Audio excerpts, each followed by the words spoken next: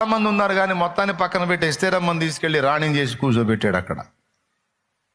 ఆమెకేమో దేవుని ప్రజలంటే ఇష్టం, దేవుని సన్నిధి అంటే ఇష్టం. ఆమెను తీసుకెళ్ళి అన్యుల మధ్యలో జాబ్కి వేసాడు. రాణి పదవి అది.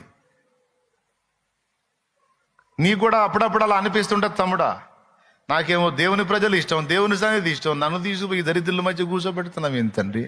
నా చుట్టూ దరిద్రులే నాయన, వాళ్ళ భాష, వాళ్ళ మాటలు, వాళ్ళ వ్యవహారం నాకు పిచ్చెక్కుతుంది నాయన.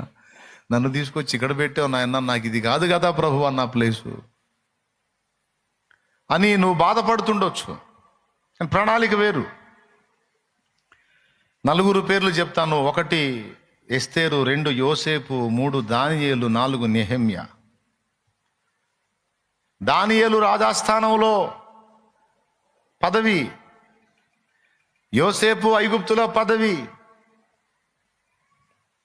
అర్థహషస్తా దగ్గర నెహెమ్యాకు పాత్రను అందించే పదవి.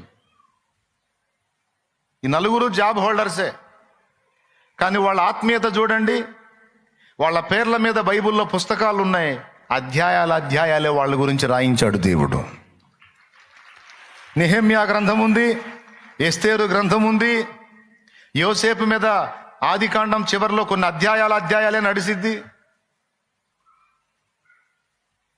దానియేలు పేరు మీద దానియేలు గ్రంథమే ఉంది. అంటే గ్రంథమే వాళ్ళ పేరు మీద రాసేంత, అంటే ఎంత డెప్త్ వాళ్ళు దేవునిలో, ఎంత లోతుగా దేవునికి కనెక్ట్ అయ్యారు. కానీ అలాంటి వాళ్ళని తీసుకొచ్చి ఏదన్నా సేవకుల్ని చేస్తే బాగుంటుంది. కానీ అలాంటి వాళ్ళని తీసుకెళ్ళి ఆ పనిలో పెట్టి అట్లా చేస్తే ఎట్లా అంటే, మామూలు వాళ్ళని తీసుకెళ్ళి పెడితే అక్కడ దేవుని ప్రజలకు రక్షణ కలగదు.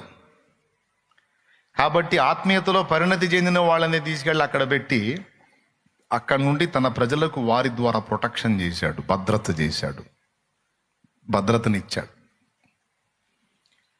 అందుకే చెప్తున్నా, ఏ పాత్ర ఎక్కడుండాలో, ఏ పాత్రను ఎలాగ తన పని కొరకు వాడుకోవాలో ఆయనకు తెలుసు.